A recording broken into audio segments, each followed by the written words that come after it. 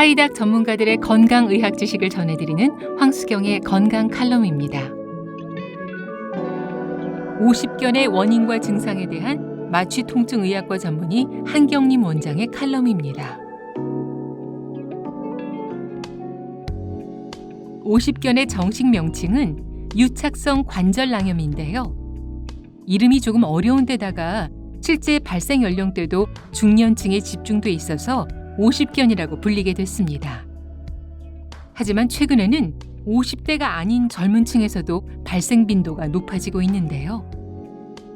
빗질이나 세수, 운전과 같은 일상적인 움직임에서 어깨 통증을 느끼고 그것이 심해져서 생활 전반에까지 지장을 받는 젊은 환자들의 사례가 늘어나는 추세입니다.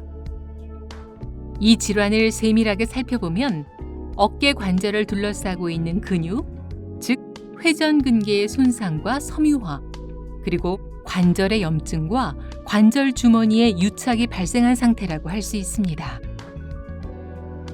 50견의 증상은 별다른 외상 없이 시작되는 사례가 많은데요. 증세가 심해지면서 견관절 부위에 둔통이 나타나고 전방 거상, 외회전 및 내회전이 모두 제한되면서 결국 관절 운동이 힘들어지는 상황으로까지 이어지는 양상을 보입니다. 특히 원인이 명확하지 않은 특발성 50견은 대개 50대 이후에 자주 발생하는데요. 특발성 50견 환자라면 누워있는 자세에서 심한 통증과 불편감을 느낄 수 있고요. 이것이 밤에도 지속되는 야간통까지 이어지면서 수면장애가 나타나기도 합니다. 50견과 회전근개 질환을 혼동하기도 하는데요. 50견이 여러 각도로 운동을 할 때 심한 통증이 발생하는 데 비해서 회전근개 질환은 특정한 운동에서만 통증을 보입니다. 초기 50견의 경우라면 회전근개 질환과의 구분이 힘들 수 있지만 경과가 상당 기간 지났거나 부축이 심하게 된 경우에는 어깨가 덜컹거리는 듯한 증상이 특징적으로 나타나면서 50견의 특성이 두드러질 수 있습니다. 일상생활에까지 지장을 주는 50견. 이를 개선하고 완화할 수 있는 방법은 무엇일까요? 생활 속에서 50견 증세를 완화할 수 있는 방법으로 수건 스트레칭을 추천해 드립니다. 수건을 등 뒤로 놓고 양 끝을 위아래로 잡으신 다음 그 상태에서 때를 밀듯이 수건을 위아래로 움직이는 동작을 반복하면 어깨 주변의 긴장을 풀어줄 수 있습니다. 충분히 자극이 됐다면 위아래 손의 위치를 바꿔서 반복해 주시면 됩니다. 대개 50견으로 어깨가 아프면 운동을 멀리하게 되는데요. 움직임이 없을수록 어깨가 더 빠른 속도로 굳는다는 사실을 유념해야 합니다.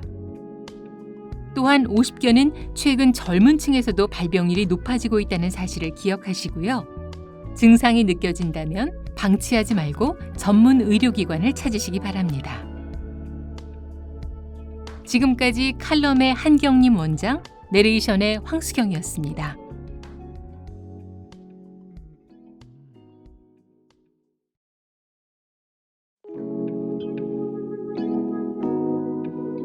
하이닥 전문가들의 건강의학 지식을 전해드리는 황수경의 건강 칼럼입니다. 회전근개 파열의 증상과 치료법에 대한 정형외과 전문의 이영석 원장의 칼럼입니다. 건강보험심사평가원에 따르면 회전근개 파열 환자 수는 2010년 34만 2천여 명에서 2016년 64만 7천여 명으로 6년 동안 무려 90%가 증가한 것으로 나타났습니다. 하지만 안타깝게도 높은 발병률에 비해서 여전히 질환의 인지도가 낮고 조기 치료가 잘 이루어지지 않고 있는데요. 회전근개란 무엇이고 그로 인한 증상에는 어떤 것이 있는지 자세히 살펴볼 필요가 있겠습니다.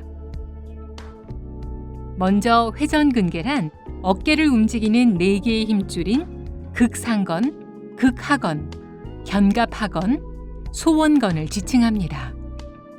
노화, 격렬한 운동, 어깨 관절의 잦은 사용 등으로 이 힘줄들이 약화되고 찢어진 상태를 회전근개 파열이라고 하죠. 사실 어깨 힘줄은 파열되더라도 주위 근육들이 유기적으로 함께 연결돼 있기 때문에 통증이 간헐적이고 움직임에도 제한이 없는 편입니다. 발병 초기라면 더욱 그렇죠. 이렇다 보니 어깨에 생긴 통증을 대수롭지 않게 여기거나 방치하는 사례가 많은 편이기도 합니다. 회전근개 파열이 발생했다면 얼마나 파열됐는지를 확인하는 것이 매우 중요합니다. 파열의 정도에 따라 치료 방법이 달라지기 때문인데요. 파열 범위가 넓지 않다면 비수술적 방법을 통해서 통증을 완화하고 더 이상의 파열이 진행되지 않도록 보존하며 관리해 나가는 방식으로 치료해야 합니다.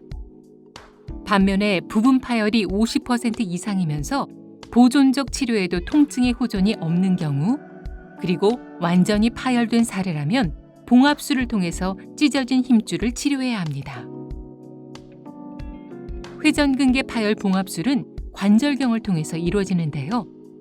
어깨 병변 부위에 5mm 내외의 구멍을 내서 관절경을 삽입하고 해당 부위를 모니터로 관찰하면서 찢어진 회전근개를 봉합하는 방식으로 진행됩니다. 이러한 수술 방식은 기존 절개술에 비해서 통증이 적고 주위 조직에 손상을 주지 않는다는 장점이 있고요. 실제 회복 속도도 빠른 양상을 보입니다. 회전근개 파열의 원활한 회복을 위해서는 수술 후 재활과 운동 치료에 집중해야 합니다. 수술 후 약 4주에서 6주 정도는 봉합한 회전근개를 보호하는 기간이어서 보조기를 착용해야 하고요.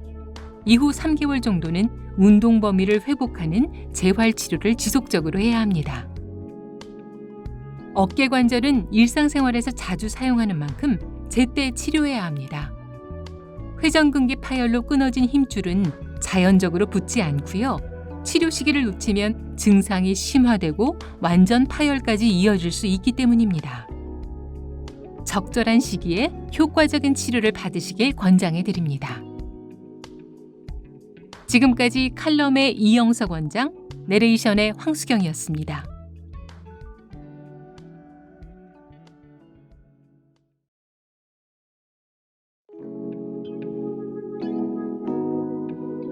하이닥 전문가들의 건강의학 지식을 전해드리는 황수경의 건강 칼럼입니다.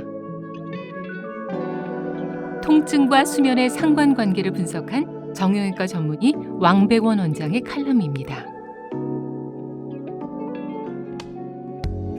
수면은 신체 건강과 정신 건강 유지에 매우 중요한 요소입니다.